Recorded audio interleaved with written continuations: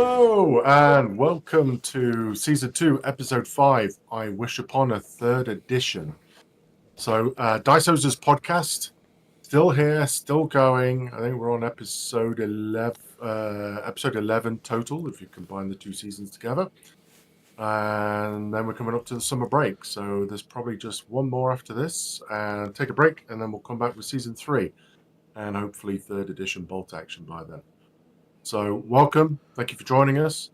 So we're going to cover what has the guys been up to in the last since the episode. We've got the calendar announcements. We're going to look at our third edition rules that we'd love to see changed. Saga plans for Adepticon that we're doing. And that's it, if we've got enough time. So first thing we've got up is basically checking in with the guys and seeing what they've been up to. So Sean, what have you been doing since our last podcast? Well, Craig, I'll tell you. I have been playing. I actually played a game of 40K with some friends. We only play casually. I don't go to tournaments or none of that. We're just doing it for fun. So it was good to get it out. It's not the favored rule system. The general consensus is people aren't happy with 10th edition. We like it because it's simpler, and we're going to see a lot of what's in there show up in Age of Sigmar in 2 weeks when that new edition comes out. So, but mostly I've been watching videos on Hail Caesar Epic and getting ready for that from all the people who've been going through the blisters in the books. So I'm looking forward to that. Yeah, I saw that there were the blisters, the Roman generals and stuff. That was pretty cool. Yeah. Although some of them did look the same, they just had one hand up and it was this one hand up. Well, but they did look cool though. They do look the same when they're on the table, anyways. It doesn't matter. Yeah, that's right. Yeah. Evan, what have you been doing? Saga. Well, Macedonians. I have this delusional idea of eventually convincing everyone to play Hail Caesar in 28 mil. So I have a lot of Macedonians, so I'm painting them up. That's on my list. That's on the 2026 list. So I love 2025 list. It's on the list. On the list somewhere. I belong to one of the Facebook groups, Saga skirmish game group, and someone in there did the Macedonian. He did a large Macedonian force, giving himself every option that is available in Saga. Oh wow! So I thought that's quite a cool idea. So it's kind of like a hobby project at the moment. Just an ongoing do everything. Yeah.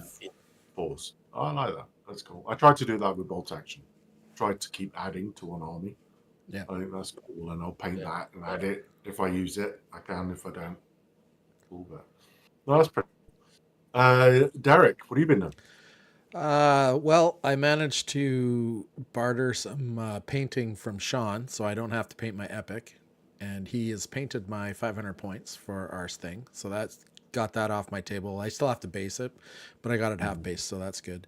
And I started painting our Saga for Adepticon next year, or what I think it's going to be. I mean, it's going to change as we play test and fool around with it, I'm sure.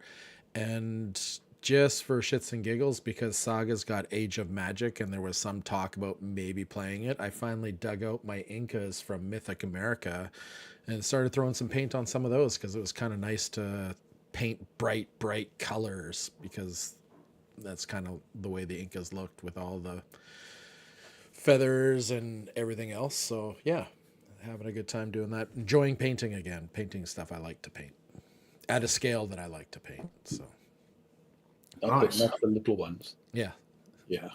Craig, you? Yeah, so I've really, to be honest, not been doing much painting. I did a little bit of Waterloo here and there. I've spent a lot of time actually with planning our trip to Europe. So I've been trying to convince the wife to go to different battlefields, and so Waterloo and a couple of other Belgian battlefields. So we'll see what happens there. But so I've been doing that, and then I've started to get ready for Saga. I got my King Edward I mounted model ready to start painting. And then, to be honest, I've been playing a lot of Fallout 76. Since watching the TV series, that kind of got me playing that. And since the DLCs and they've updated it since then, it's actually really good. So I've been playing that. Quick question about that. Does it follow like the actual story arc? Because it's on Prime, right? Yeah, it does not follow the story arc.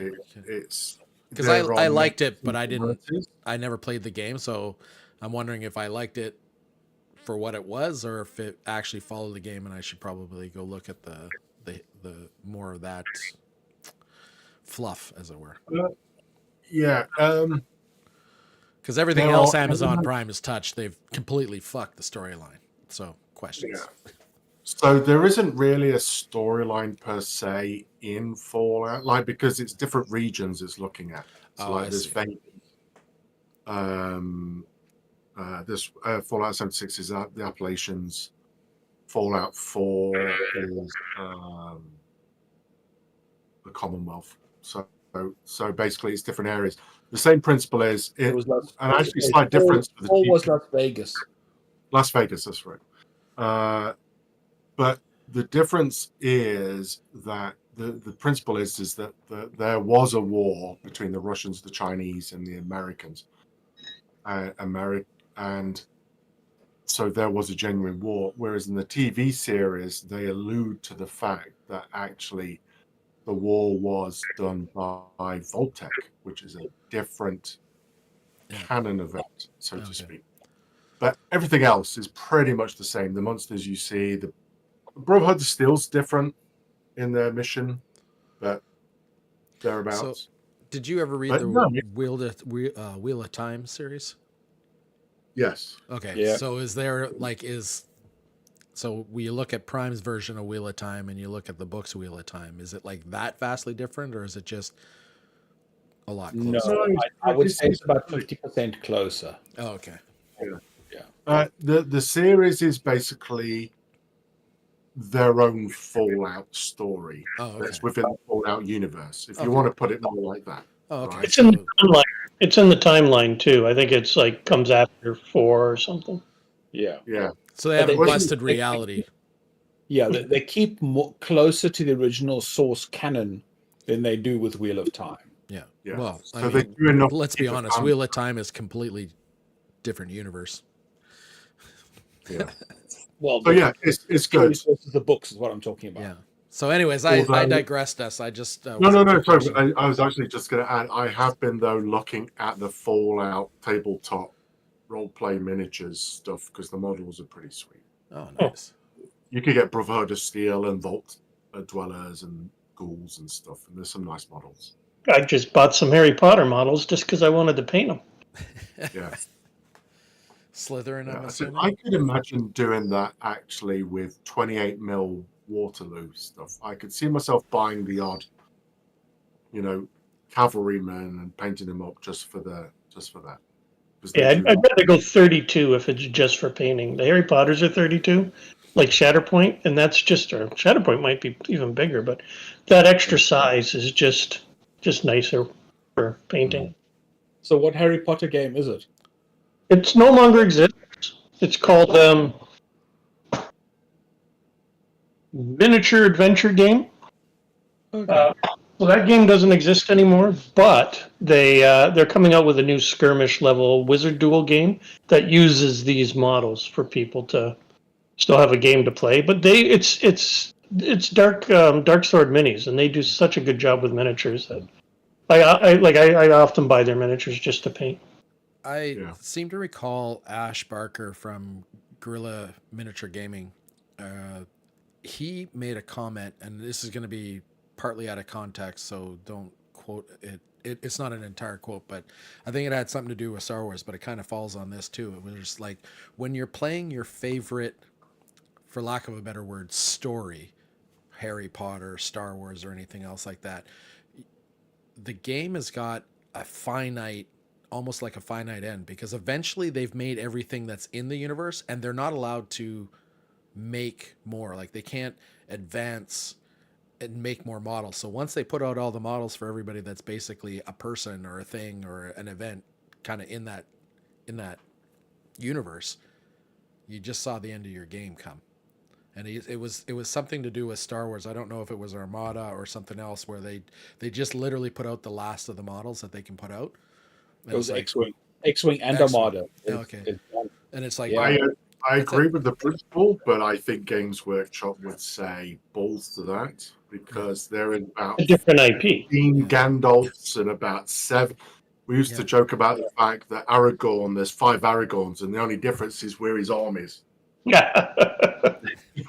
Like it was like, oh, there's another Aragorn, and he's looking to his left. Look at that, that's great.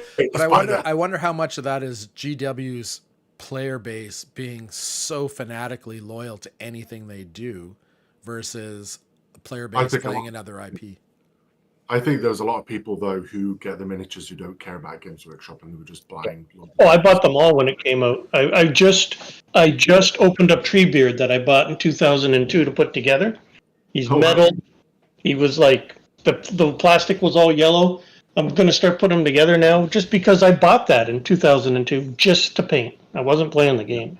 See, that might be a Adepticon 2026 thing.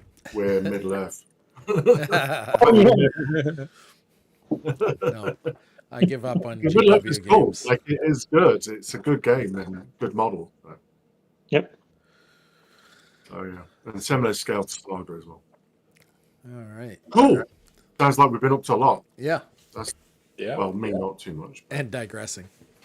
So just going back to your question, are you doing the Wargamer husband thing, and you say, look at this lovely Airbnb, it happens to overlook this battlefield? I've been trying. We were looking at places that were around the battlefield of Waterloo, and I'm like, we should go here, we should go there. It looked great, but good luck. Yeah, didn't fly so well, but that's fine. We're going to go place. There's several War 1 battlefields on the way that we go past as well.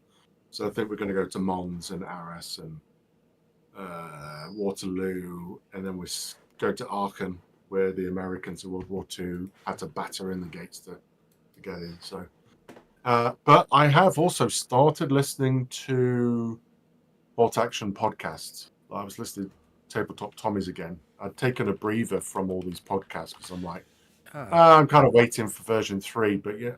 It's like, you know what, I'm just going to listen to a couple. I like Tabletop Tommies because it's just the 20, 30 minutes, they're tight, get to the point, good guys. Not like us. What, you mean digressing about Fallout? Yeah.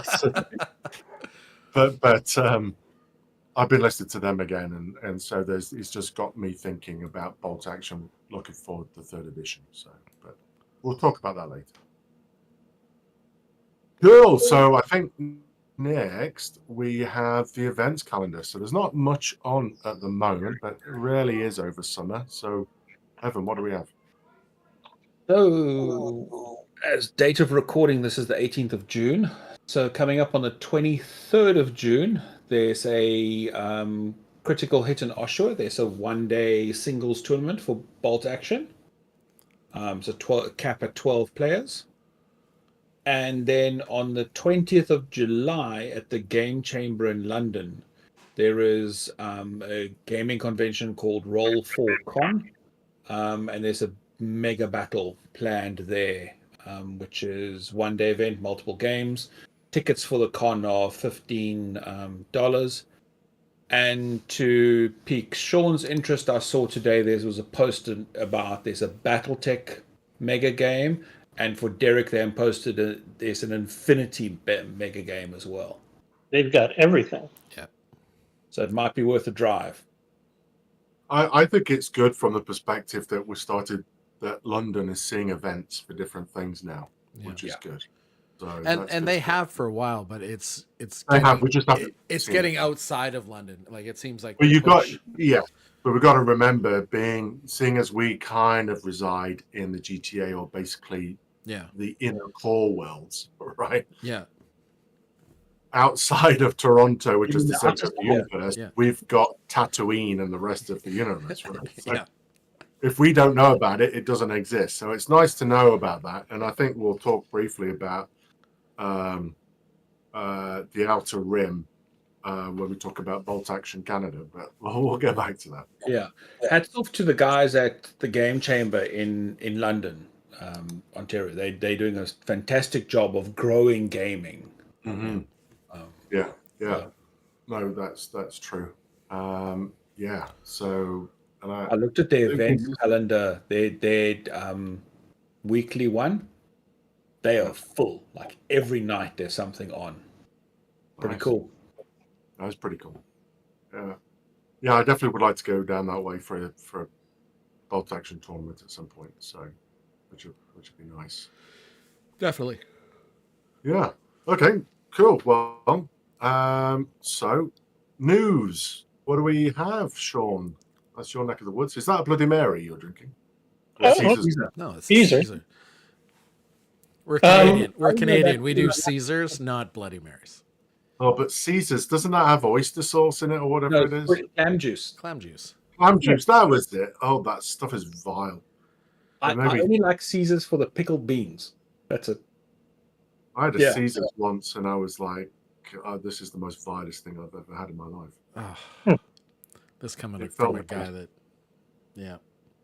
Well, technically, I'm the only person here on this call who's not Canadian, so I can say that. Congratulations. I wasn't. I bit my tongue. I didn't go down the immigrant roll. You get a syrup and you get an injection of Caesar, and away you go. You're a citizen. Thanks. Cheers. Bye. You have to wait. Matt's not here to make the immigrant joke. In the news, this just in: Craig does not like Caesars. Yeah. There we go. Yeah. That's not very just big. in episode 6 drops. There's no Craig. That's what happened. Canadians only invite. Yeah. So what do we have in the news then, other than what you? Well, other than that, one of the big news that dropped recently is about Adepticon, and it's moving. It's everybody who cares knows that Adepticon is moving to Milwaukee, the good land. Apparently, a horrible city. No, That quote brought to you by politics, and I'm just stirring the shit for the Americans. The one that might be watching or listening. The capital of the U.S., right? Yeah. No, it's Milwaukee's. It's going to be taking place where Gen Con used to be, so it's a great little location. If you, if anybody wants to see a podcast from the people responsible for Adepticon talking about it, go watch Build, Paint, Play, season 4, episode 20. Put a link in the show notes below. Yeah, sure. We'll see. So that there if you see there, you'll see they go through and they talk about a bunch of stuff. I'll highlight it here, but if you're really interested, watch the podcast because you see all the shots. But it's because one shot they showed they were all sitting around a table with the maps laid out and they were putting sticky notes down for where they thought everybody could go. But the place is just huge. There's two buildings side by each. A little road in the way, and then those buildings have connected to them the hotels. There's 3 immediately hooked up. Well, 2 immediately hooked up, and then the third comes in through the Hyatt. And the number of people has grown to our rooms in those hotels that they've been able to get is 1,100 rooms now with the 3 hotels, which before they were like 300 or 400. So they've got a much bigger room block, and then just beyond those 3 hotels, the number of hotel rooms available to the venue now is something like 4,500. So it's a much bigger location, a much better serviced location. The whole area is covered with. It's also a theater district. There's at least 2 theaters there. So there's all sorts of bars and pubs and restaurants surrounding the area. The venue itself, higher ceilings and Derek. Carpeted. Nice.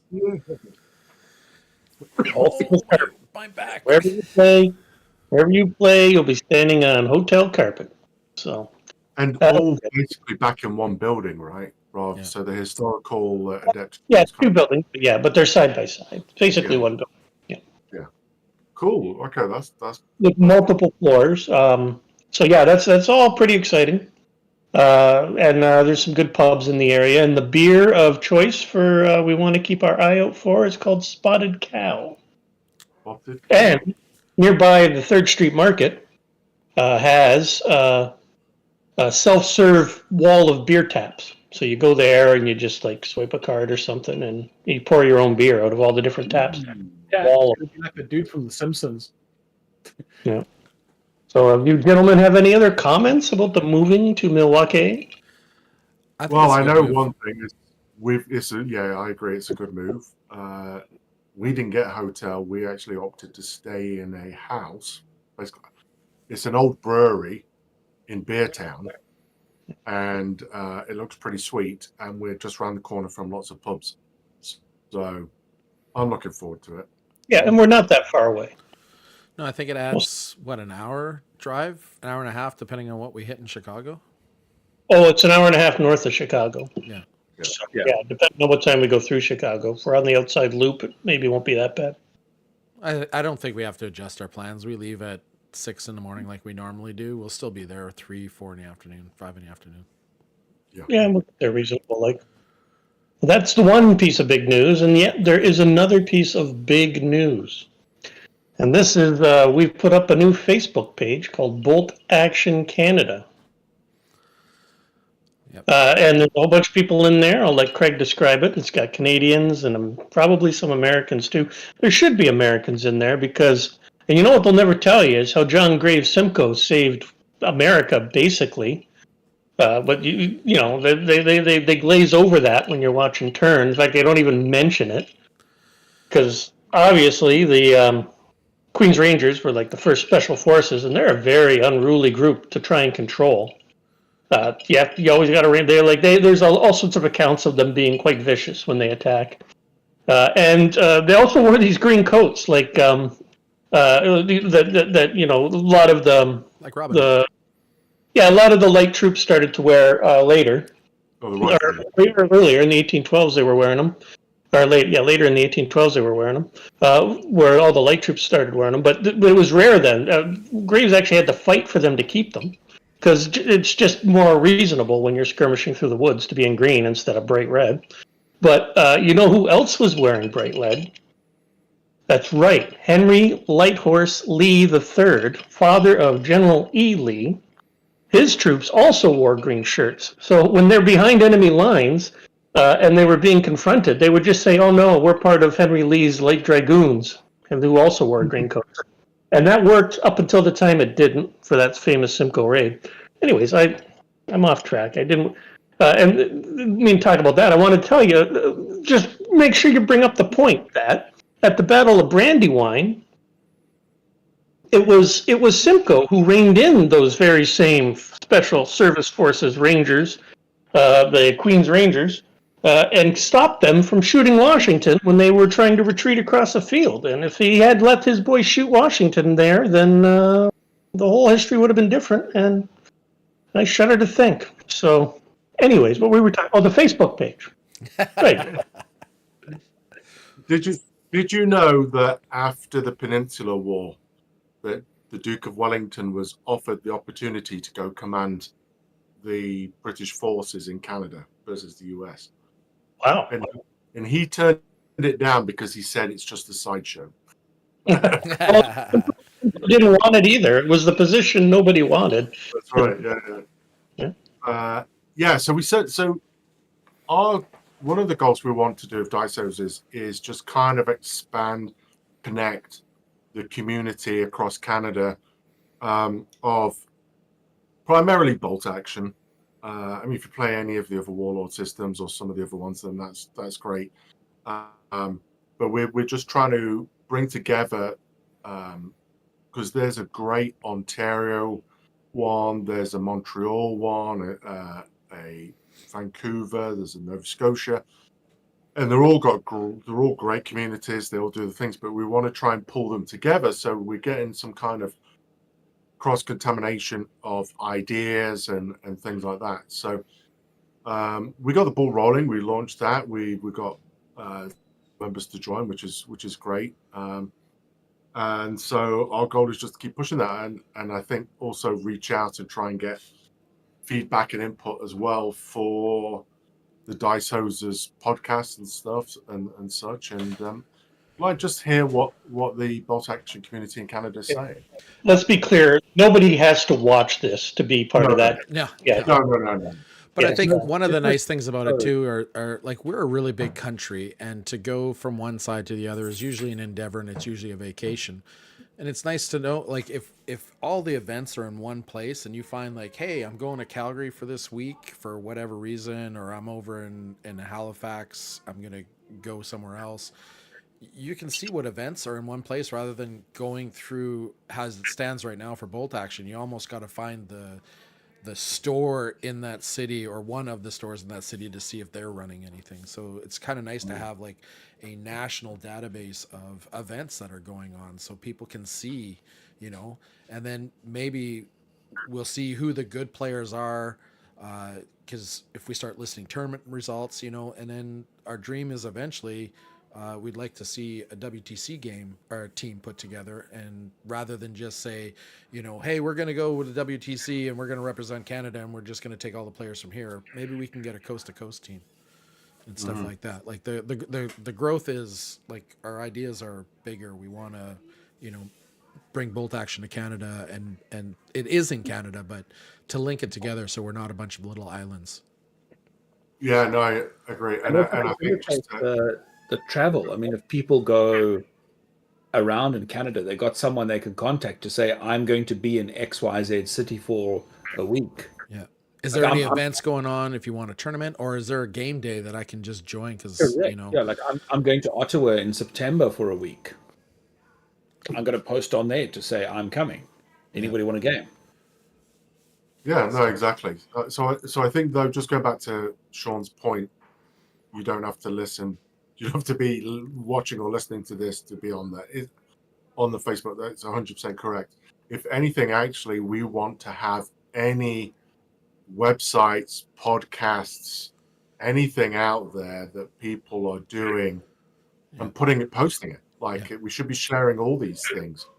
Some other podcast gets like 20 listeners versus our 5. We'll post it.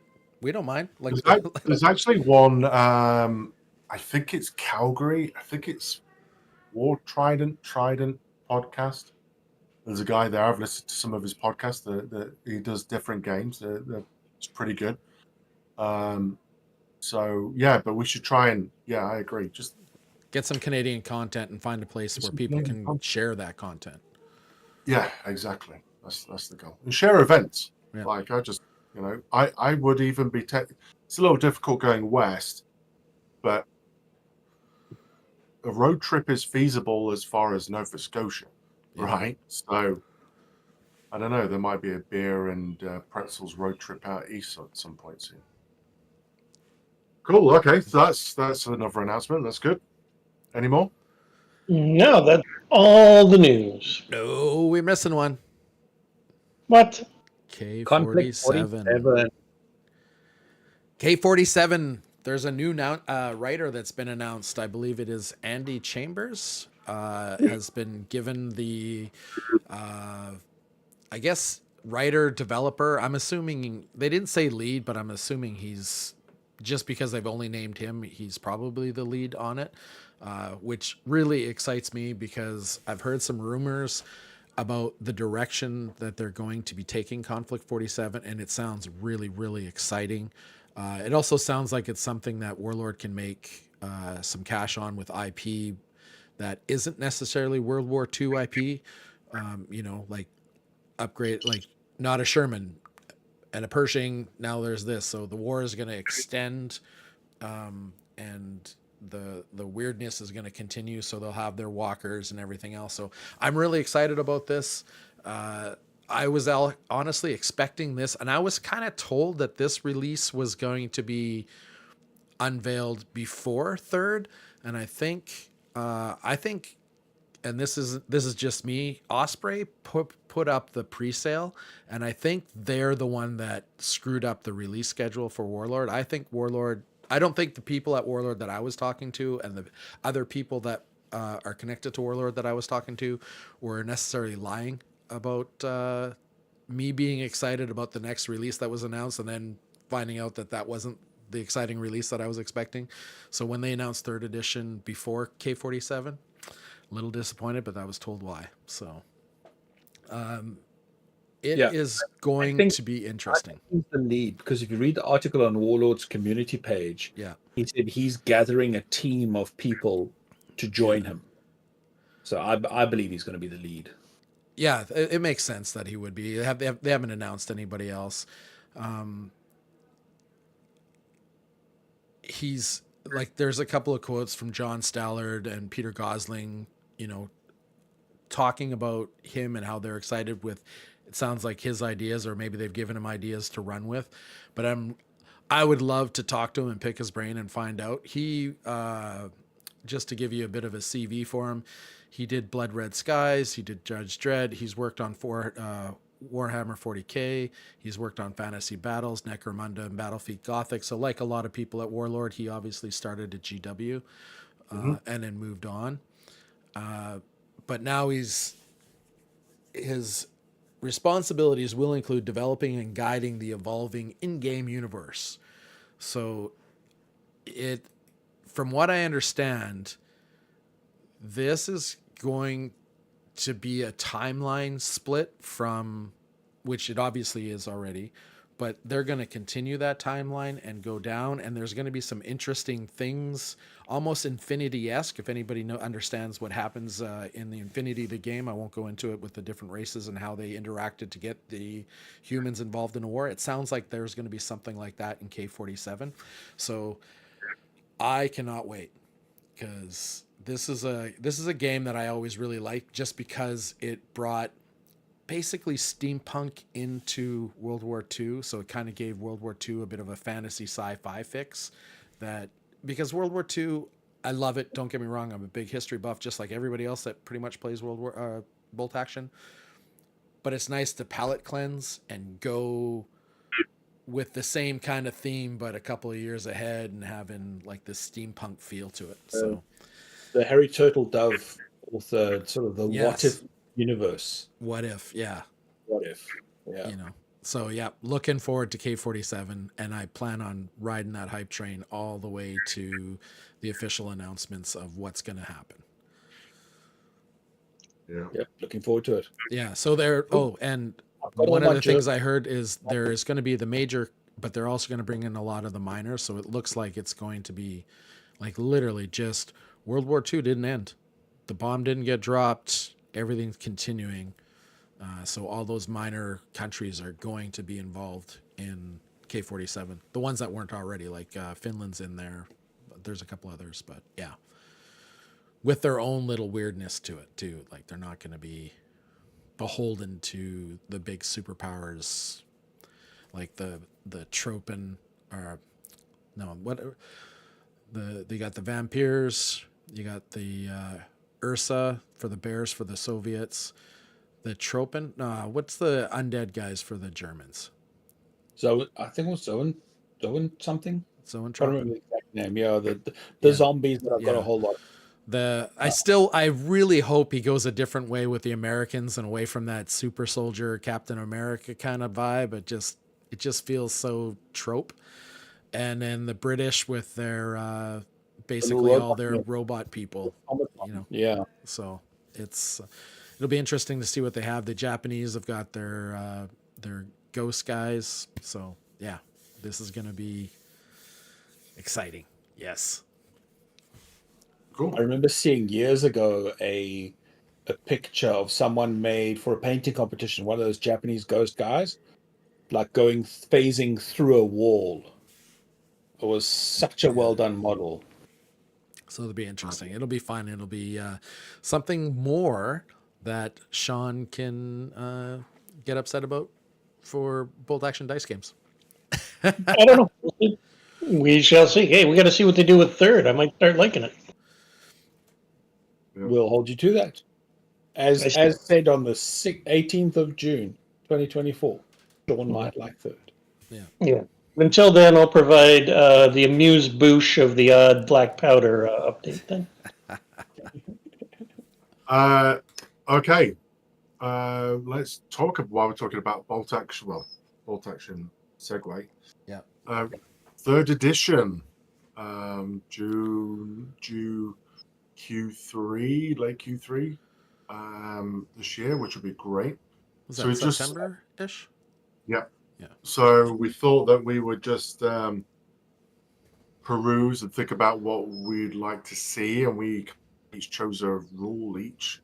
Matt and Kev aren't here, so we've got a rule for them, or one of them anyway. Yeah. So Derek, why don't you take us through? Okay, so with the announcement of bolt action, there's obviously everybody's got their list of things that they want to see changed, developed, tweaked. Remembering that from 1 to 2, there wasn't a whole lot. They introduced templates, and there was some. Basically, that was probably the biggest thing. Everything else seemed like minor tweaks.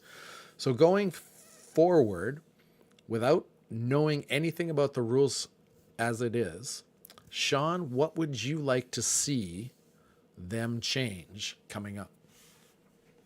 There's Well, one thing. One thing. my, my biggest beef. So all my World War II wargaming before this had been Flames of War, who had a very simple way and fast way of playing vehicles, and it worked quite well. And then we come to Bolt Action, and I wasn't comfortable. I wasn't happy with the way vehicles were handled. But what I really hate is the clown car. I hate the truck full of flamethrowers that drives up to the troops, and the flamethrowers pop out and they start hosing people down. And if they got 2 dice in a row and you never got an ambush set up, then you really have no defense against it, because what's Overwatch? I don't know. So you can't stop it. But it requires a little setup and a little smart thinking by the other player to make sure he can handle if the dice doesn't go his way, his truck's not exposed or what have you. But just having the truck drive up the field, and if you want to shoot at it, there's a 1 in 6 chance that there's going to be a 50% chance that you're going to be able to stop that truck. So I'd rather see a 50% chance that you're able to stop that truck. Yep. Yeah. The clown car. I can see what you mean too. Excuse me. I can see what you mean too, especially when those trucks are coming from 12, or if on a road like way downtown.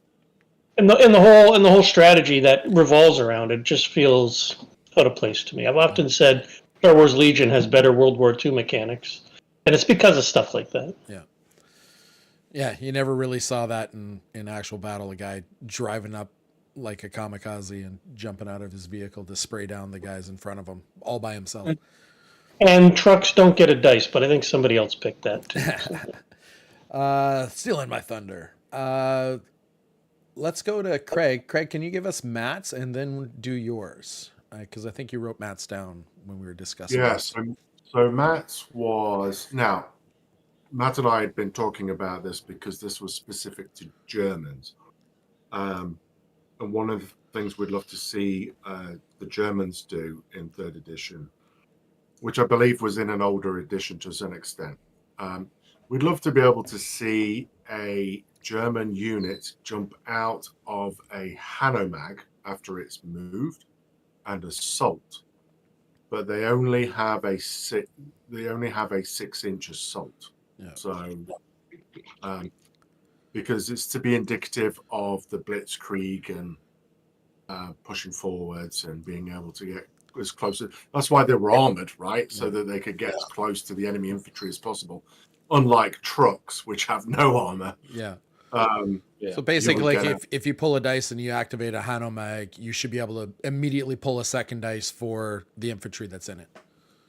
I don't know if it's immediately that you could do it. That may be one thing, or maybe that may be strong, or that's why you have the leader and you could do snap 2 to be able to pull that off. So going But I back in the think the middle aim of is- time, Sorry? version 1, the way the assault worked, I stand at a correction, but if I remember correctly, the vehicle moved, and if it had moved, like it hadn't gone 24 inches on a road or have a super far, it went sort of a normal, like a move, your troops could effectively charge out the vehicle. into contact with the enemy. Yeah, sorry, So that's it harkened back to the old 40K when they had assault vehicle and other vehicles. yeah. So it was the Hanomag was one of them, and the Universal Carrier was another one that you could charge out of, the British Universal Carrier. Yeah. So, sorry. Yeah. Digress. So Carry that- on. That's more what I should have said instead of another dice, because obviously they would have had to adjust the rule that you can't charge out of a vehicle to allow a unit to do so. Yeah. Yeah.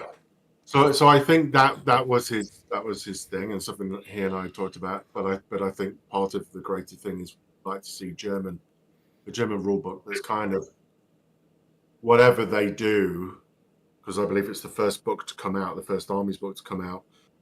We'd like to see more of the ability in this edition of the army to do what it was known for. Yeah. So for more early war Germans or mid-war, you should be able to choose units and abilities that allow you to be on the offensive and to be blitzkrieg and combined operation, blah, blah, blah, do all that. But when you go to late war, it's more fanatical defensive units and rules that allow to do that. And I'd like to see that flavor in all the books, but we were just at the time talking about the German book at the time. Yeah. So that for him was one of the things he'd like to see. And your one choice? My one choice, I mean, I had many choices, but my one choice is group coherency. I would like to see it that it's more a cloud. I think it's that you would have to have each model is within 2 inches of 2 other models. Instead of one other model? Instead of one other model. I hate these armies that have them all strung out in a line. I've seen this played several times with Japanese, and I've got no issue with bamboo dudes, semi-naked dudes running around, but they should not be in a long conga line, so that when you charge, they are able then to, because of the assault rules, jump from The edge of the board to the other edge. 14 inches away, wherever the heck they are. Because, I mean, what, you can have units of 15, is that right? Yeah. So if there's an inch between each one, basically you can have a unit that's like 30 inches long. Yeah. It's just, and basically it just goes, whee! So And now it's insane. yeah, So I it just would think it that would have to be, you'd have to word it different than within 2 inches, because technically that would just put 2 on the front, 2 on the back, and then 1 inch between everybody between those guys, because then you would have everybody within 2, because the guy in the middle's an inch from the front guy in front of him and the guy behind him. Sure, you could Yeah. change So the verbiage. I'm just saying, because I can already see people are already like, well, that won't work because you can just do a triangle at either end and have a big long line. But I Yeah, understand. but- Cloud it but instead of basically, allowing the I lines. think Saga and Age of Sigmar Yeah. both do it, that you have to have, it's more a cloud kind of. Everybody's got to be within a certain distance of whoever you've designated the leader, and everybody has to be within 2 inches of 2 other I guys. think it's to be within 6 inches of the leader and then Yeah. 2 inches of Each guys other. or something. Yeah. And I just, There's a way and to I write think it. I'm going to make it. Now I get. You could argue, okay, but soldiers were spread out in long lines and stuff. But soldiers, when they were spread out in long lines, if they were doing what they were supposed to be doing, would not be in a long line away from you vertically. Yeah. They would be in a line across, right? Of which Yeah. nobody ever plays. They always do it the other way to make it as smaller target as possible. Yeah. So either you're playing the mechanic or you're playing the historical mechanic or tactics.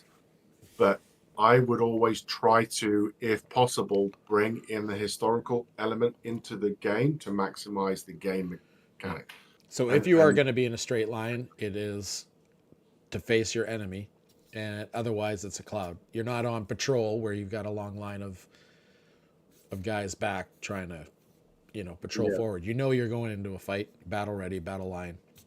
Yeah, you're in a battle. You're not walking on patrol. You're in a battle zone. Yeah. Right. So, but that's one of my pet peeves. All right. And Evan, you've played first edition and second edition. What would you like to see in third edition?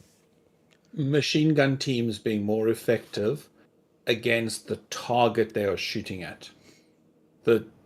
Currently you roll some dice, your target takes a pin, you may or may not kill anyone, and that's it. To me, there should be some form of a suppression. If they're I don't know. Let's just use the Japanese for example. I'm playing American, and I know that there's some Japanese in that little bamboo sort of grouping over there. I'm going to hose it with machine gun because I know they're going to have to go down historically. Yeah. I'd like to see some mechanic around that they automatically take extra pins for being shot at by a team machine gun or something like that. Parallel to that is I would like to see the sniper rules change slightly, that someone can't take one shot, destroy my machine gun itself with a sniper, and that's it, the whole team is gone. Yeah. Mm. Yeah. So whether it's you shoot the gunner, loader takes over, but anything that just doesn't lift the whole team. Degradation, your rate of fire, or the number of dice you fire, something like that, And as then opposed to binary option, which it currently is. How would you feel about suppression being like another form of ambush? You put down a marker that says I'm suppressing this area, and if anybody moves in that area, then you shoot like it's an automatic ambush. But unlike ambush where you're choosing here or there, it's a machine gun specific one where maybe it's every time somebody moves as opposed to just pick one target like an ambush.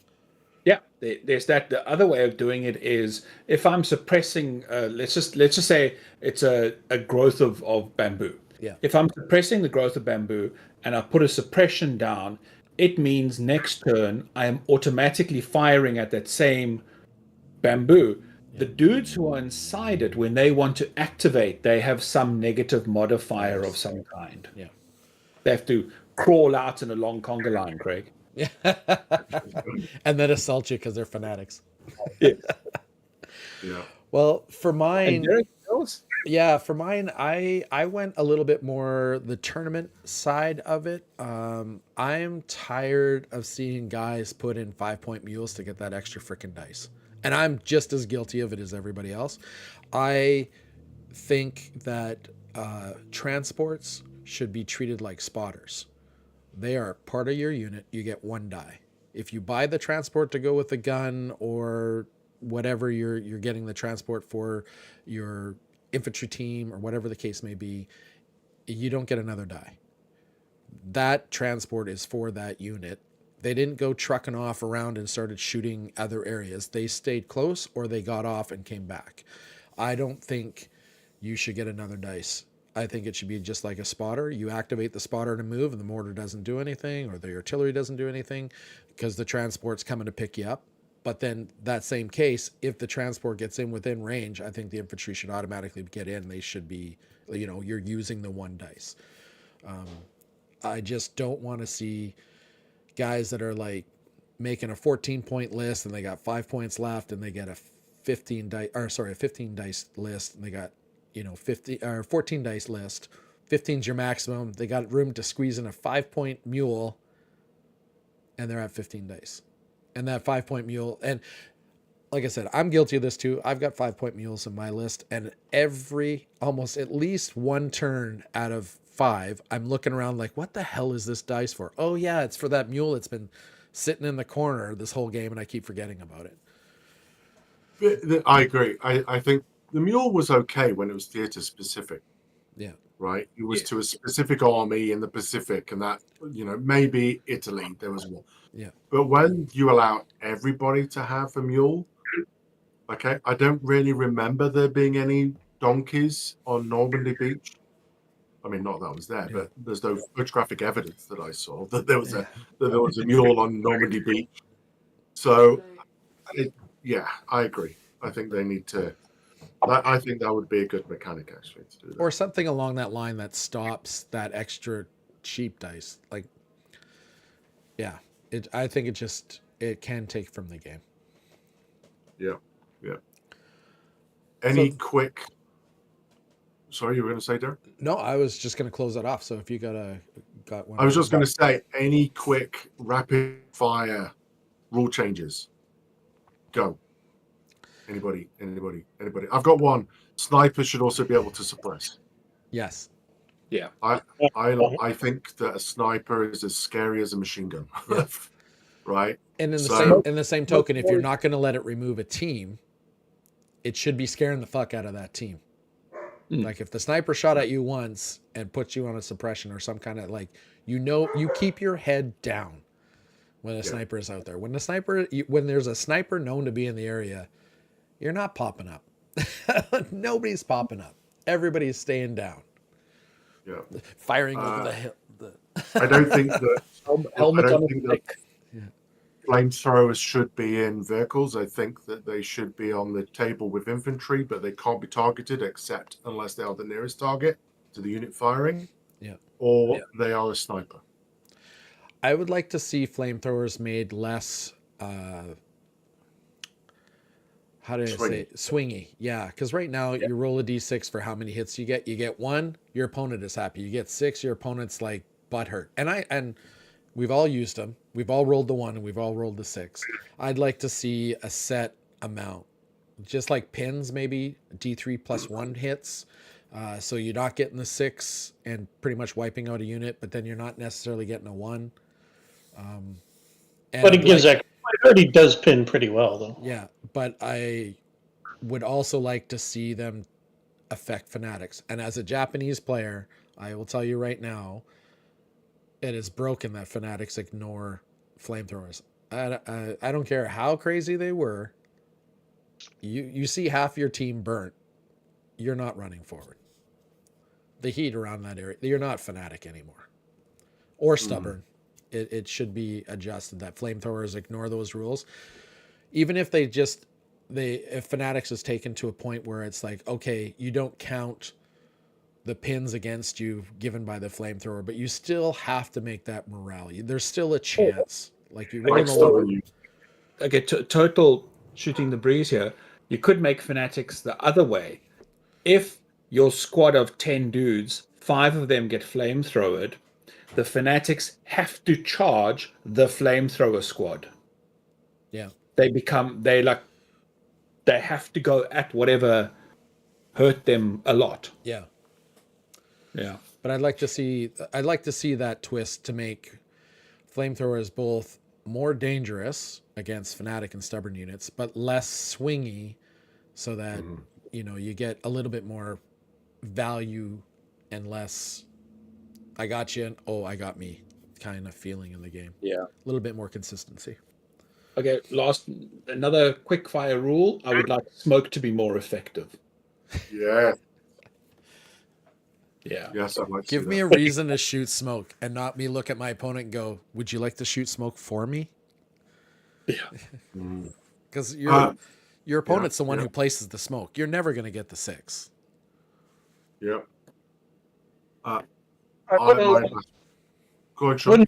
wouldn't mind seeing. It's kind of a crazy rule. It would sort of change the way the game is played. But I think if you don't have a pin on you and you haven't used your dice already, then Overwatch should be an option for something in a certain range, if it's in an effective range. So if somebody moves across in front of you and you're not pinned, you haven't used any dice, you're just sitting there all ready to go, it would change the game. It would be harder to charge somebody, but I mean, they're going to get to shoot if you charge them, but it'd be harder to get stuff set up in front of them, like a truck. Or it just makes you that much more cautious, because you're already cautious because they haven't drawn their dice yet. But I think it would be an interesting. I don't know if it's been play tested or if it was in a previous version. Yeah. So that's our. Sorry, you got it. One last one. I'd like to see more rewards for having full-size squads. Yes. I'd like to see more emphasis on having. I know that as the war went on, the squads weren't always full; they were smaller. But I'd really like to move away from min-maxing units. Yeah. Like I've moved away from all these 10. I've got 6 units of 5 guys. It's just, okay. Yeah. Just number. And if anybody watches this on YouTube, then and you have ideas, put them in the comments. Yep. Yeah. Be nice to see what everybody else is thinking. Tell us we're out to lunch. Tell us you agree. Tell us your version of it. But those are our top 6 changes and a couple of add-ons that we decided to do last minute.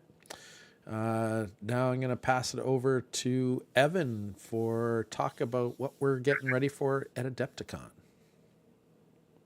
Yeah, so a number of us have played or been interested in playing Saga for a while. So for those who don't know, Saga was developed by Tomahawk Studios in the UK. It's distributed by Gripping Beast. Mainly the books and the dice, because each faction has a special sort of dice. You can use D6s if you want. But basically, Saga is a skirmish level game led by a lord with a suitable gang of warriors. Think of sort of King Arthur and the Knights of the Round Table, for example, that kind of, or Alexander and his trusted generals and bodyguards. That's the kind of what the game is aimed at. Um, about 20 to 50 models per side. The rules are written with 28 mil figures in mind, but it's scale agnostic, it's figure agnostic. Um, and yeah, it's played on quite a small area. It's either 4 foot by 4 foot or 4 foot by 3 foot, depending how you want to play it. And what I really like about it is that I read it as described somewhere as it's Hollywood history. Yeah. So you can really have one group of people, a squad or a unit or a leader doing something absolutely out the blue, absolutely amazing that'll totally change the way the game ends. And yeah, so each faction has a what is called a battle board, which is a board which the dice that you roll that are faction specific. It has the different activations and what they can do. And it has a very interesting mechanic of fatigue. So that way it leans to more historical, that you're not going to have people running around the whole battle for hours at a time. They are going to get tired of running and charging and fighting and things like that. Yeah, your And top, you your crazy skilled unit. It's just they're just human. They get tired. human, yeah, They can't go chopping through from one left to right along the line. yeah. So we're on version 2 of Saga, and what I like is from version 1 is they split out the rule book. They have a rule book of I don't know, like 50 odd pages, and then you have faction books or age books, should I say? So there's Dark Ages, Age of Vikings, Age of Alexander, and then everything in the book is around the forces are around that age. So it's not a heavy investment to get. Basically, it's the rule book, the faction book that you want, and then obviously you need the dice and your whatever choice of figures, be it matchsticks, tokens, When you say faction, it's every faction in that 200 to 300 years. So it's not Yes. just I'm buying Grey Knights or I'm buying Germany or I'm buying whatever. It's no, you're buying all the factions for that time period. Everybody, and you get all the battle boards for those factions in that book. So to put it into a historical sort of scenario analysis, it would be you're buying a book of World War II, you're buying a book of Cold War, and you can buy a book of World War One, and then they have all of the rules for all of those factions in that book. Correct. Yeah. And all the So books are less than 100 pages. That's yes. all right. I think my favorite Saga would be then On the Loose or Wind 'em Up.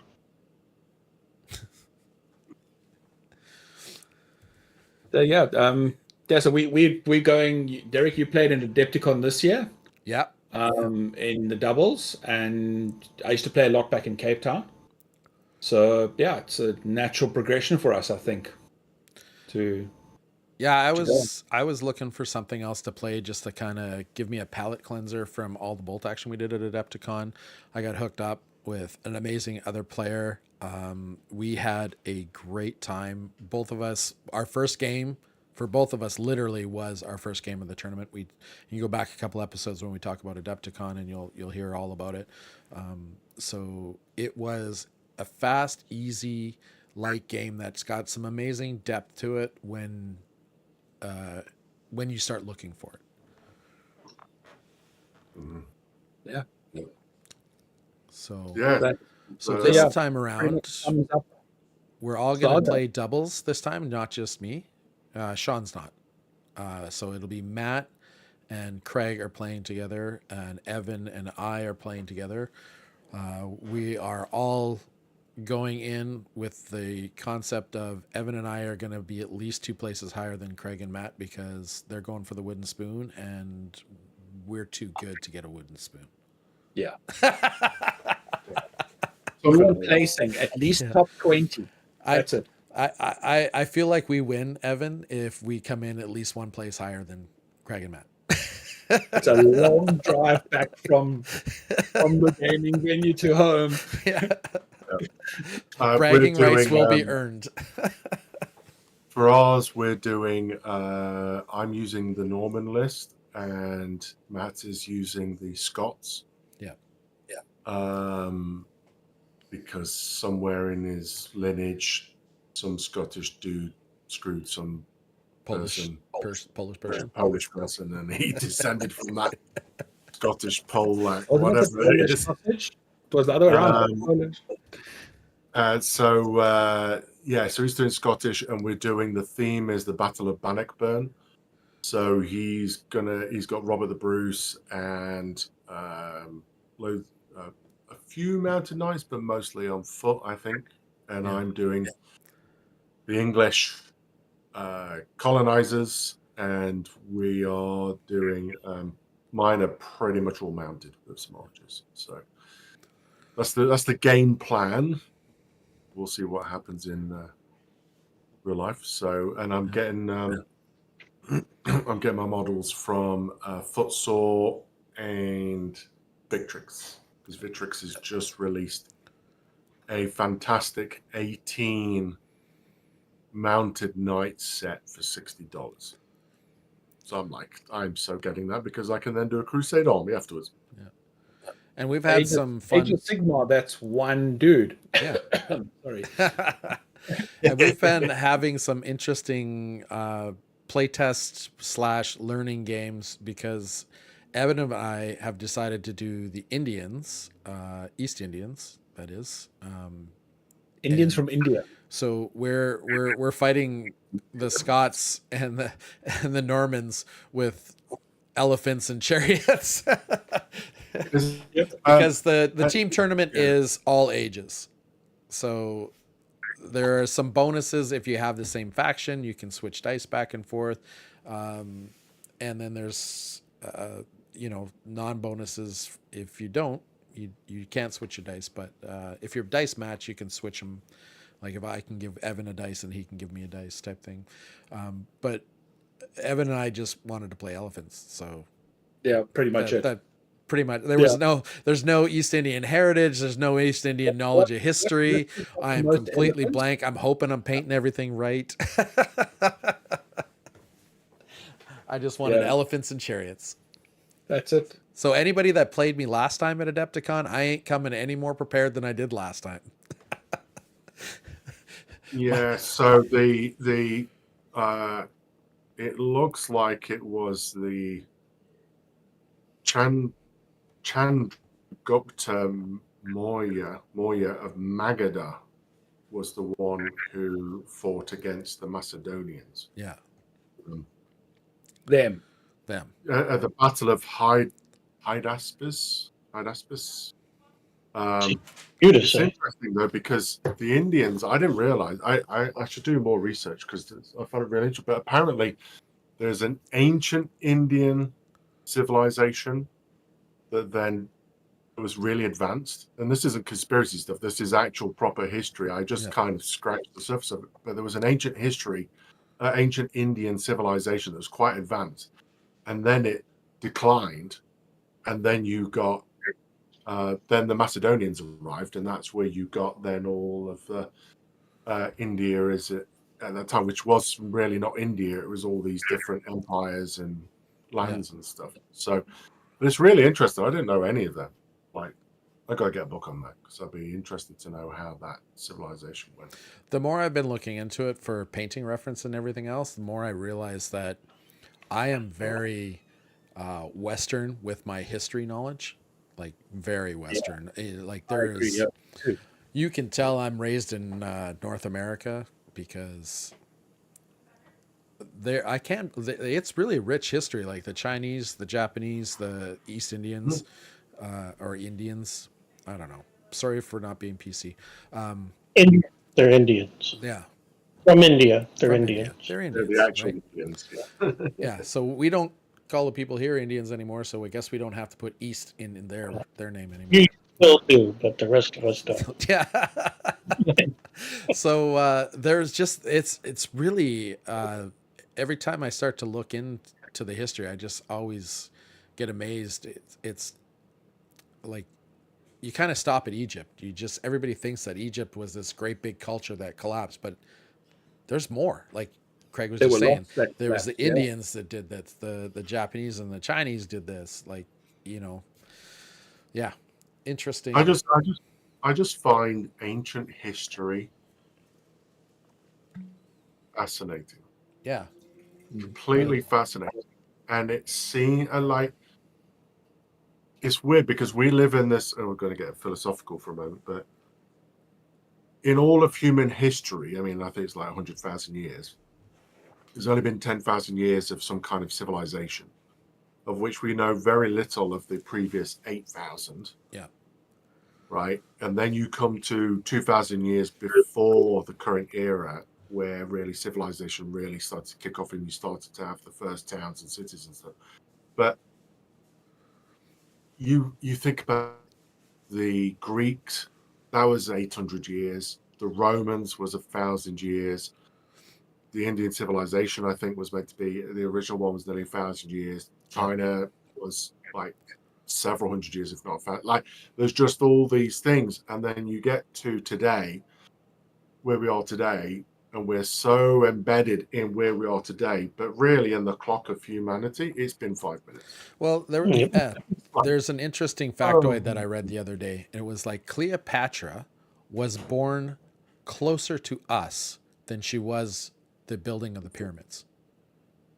I did not know that. Like the distance between her birth and our collective births Yeah. is a shorter time period than her birth and the finishing of those. Mm. And by shorter, it's like 1,000 years type thing. It was incredible. And the last thing for that is the fact that we think that Cleopatra was Egyptian.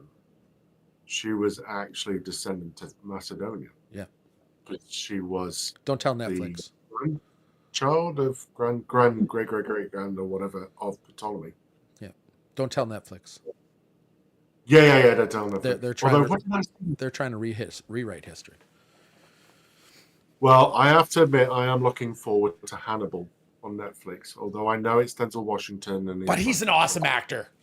But he's an awesome actor. I can't get love mad. Denzel Washington. I can't get mad. It's hard to be mad at Denzel Washington. It's better It's than just- Colin Farrell as, or not Colin Farrell. Colin, No, it was Colin Farrell yeah, as Alexander. Alexander the Great. Yeah. Or yeah. Yeah. Worst, So worst casting ever. I just want to see the story of Hannibal come along. That's what I want to see. When's that coming out? I don't know. I don't even know if they've started filming. So probably 2025, I would imagine. Well, that's too bad. I was hoping in time for painting our stuff, I guess. Yeah. But that would be cool. So that's it for Saga. I guess we're Well, kind of coming in to a the close. same sort of Roman kind of sort of ancient civilization. I did see a trailer today for a new TV series coming out called Those About to Die, which is classed as an upcoming epic sword and sandal television series because it's set in Rome and gladiators and things like that. So, And there's Gladiator 2 coming this year, next year, whenever it is. yeah, should be quite soon. So, and I, being who I am, I always think about the Roman Empire every day. So I have at least one thought today. Yeah. Wouldn't be here if they weren't for them. Yeah. So, I mean, which means, because talking about ancients, that's going to be our next podcast. Yeah. We're going to be talking about epic Caesar. Which brings us to our hobby plans for the next few weeks. What do you guys have? Any events painting, games. Sean's always got an event. Let's start with Sean. Sean, what are you doing over the next couple of weeks? Well, I finally signed up for an event after all these shoulder surgeries. That's GT for Age of Sigmar in St. Catharines in August for the new version that isn't even out yet. Problem. Stop punching your opponents. That's what he Like, does. once they're over, I have to get to a new guy because this guy couldn't fix my shoulder, so I go to another guy now. You mustn't paint like this. You should relax your shoulder when you paint. Yep, no more punching for me. When you bring that beer up, don't bring it up like this. Just straight up. I've got a BattleTech Kickstarter showing up in the next couple weeks. Oh, which one? Sorry. Oh, what? A BattleTech. Yeah, so I got a bunch of BattleTech models coming in, all their mercenary stuff. So I imagine I'll be playing quite a bit of BattleTech. Excellent. And I'm really trying to get caught up on Shatterpoint. I fell behind in the spring. And now I'm like 3 or 4 boxes behind. I don't have the Mandalorian. He's already out. Han and Chewie just dropped. I got to get them now. So Call yourself a fan. I got some catching up. Good thing they paint quick. They don't have little fiddly bits like Games Workshop models. So. Excellent. Evan, what do you got planned coming up? So I want to finish a few more points of Saga for the Macedonians and then swap over to painting the Indians so we can prepare and start. And I'm sure in the next... I'm giving us like 3 months before I start painting the Indians because I'm sure our list will change somewhere along the line. Well, I'm painting my elephants because they're elephants and they will not They're make my list. At least one. Yeah. Craig? Or sorry, Evan, do you have all your epic painted for the big game that we keep pushing back because Sean's shoulder? Yeah, I'm going to do the flock on the base, but I realize I need like really fine flock because the stuff I looked on is like the grass is the height of the dude's knee. Oh. You got the 6 mil, not the 3 mil, eh? Yeah, exactly. Craig, what do you got coming up? Just here, the Battle of Waterloo, there was actually a lot of fields with long grass and wheat and rye and stuff that the troops had to traipse through. Oh, see, Sean, you didn't have to paint the boots. I'll just put 6 mil grass on them. Just put it so it's above them so you can't see. They're in cornfields. Just paint the hats. Yeah, there's descriptions of soldiers saying they were being shot at. The musket balls were going through the rye and wheat because in those days as well, the agriculture, those crops were actually taller than they are today. Oh yeah, they've shortened them significantly. You could go through them and they would be get shot at and stuff. But cavalry charges were through them and everything. It was crazy. It was so basically, I have to take some wheat and just say there's a unit inside the wheat. Yeah, What I'm going to do is I'm going to get those mats, those welcome mats. Yeah, I'm going to get those. I'm going to cut them up and I'm just going to put a couple of little helmets sticking at the top of hat with steel bayonets. Yeah, I was going to paint the end of some toothpick silver and say that's a bayonet. Yeah.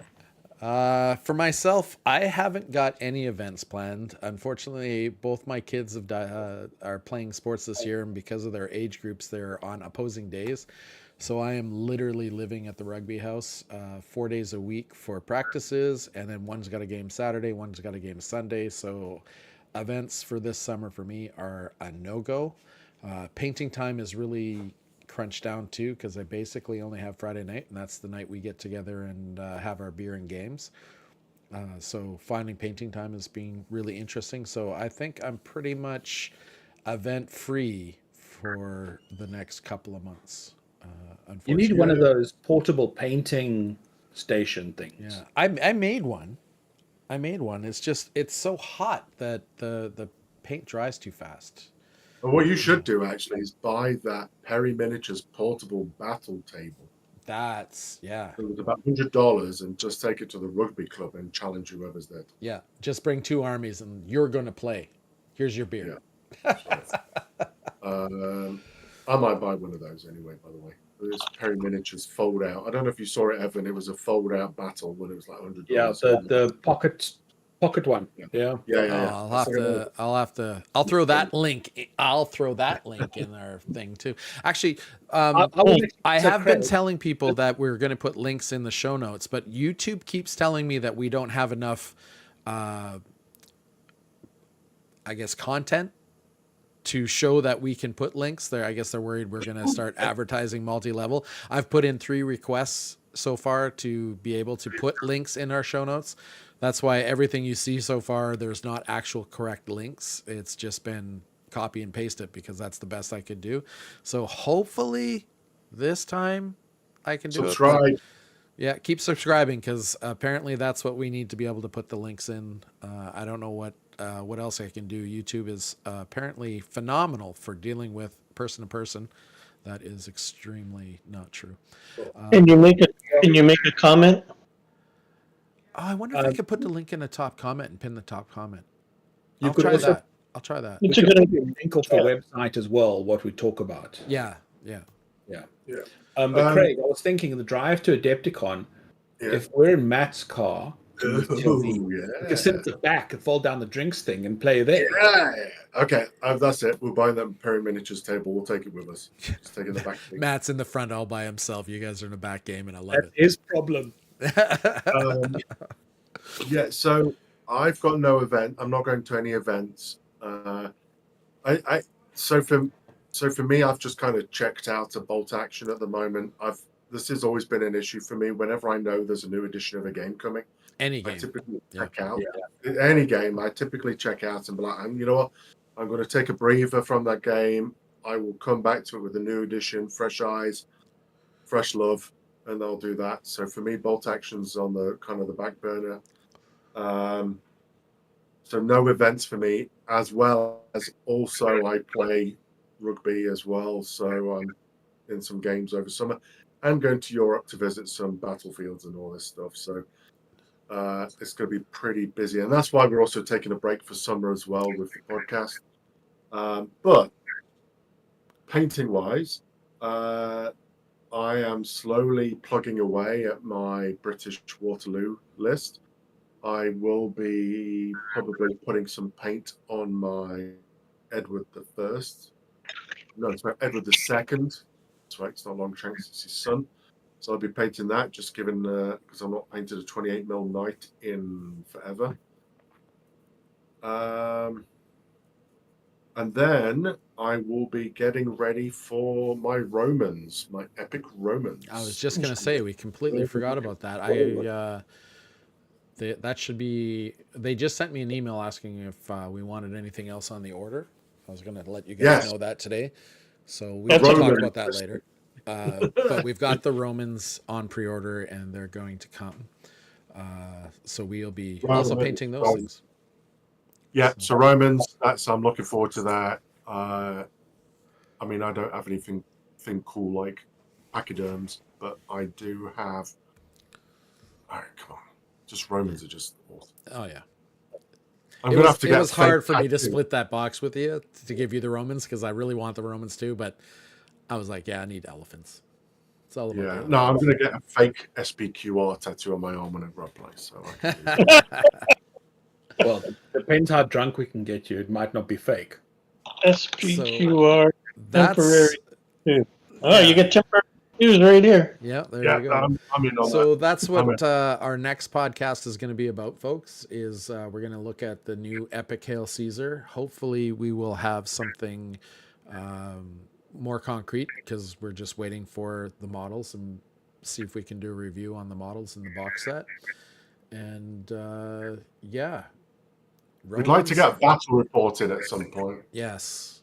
That's on our plans of something. Yeah, just finding the time. World of Romans and Elephants, otherwise known as Carthaginians, will be the first factions that they're letting out. No word yet as to what else they're going to put out at the epic scale for Hail Caesar. But I'm sure everybody can figure it out. Just open a history book.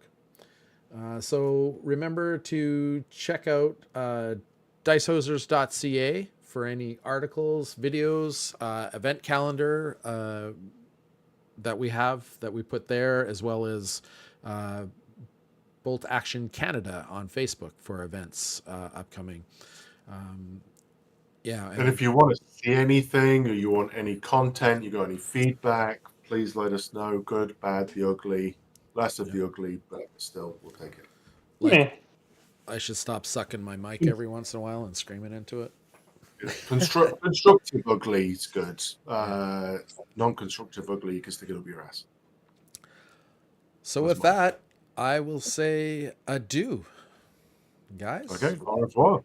Yeah. Till next time. Sean, any words of wisdom on your way out the door? More Simcoe Good evening. stories? We need more Simcoe stories. Good evening. Good evening. Or maybe we need a Scipio Africanus story. Yeah, for our next one. John Graves Simcoe ever met him. Yeah, maybe he did. Maybe he You're did. gonna find out if it was Maybe a he descendant. learned from him. All right, guys. Yeah. Thanks for listening. And be sure, like I said, subscribe and hit that notification button for whenever we drop our podcasts. Check out dicehosers.ca and Bolt Action Canada. And with that, have a great night. Bye. Bye.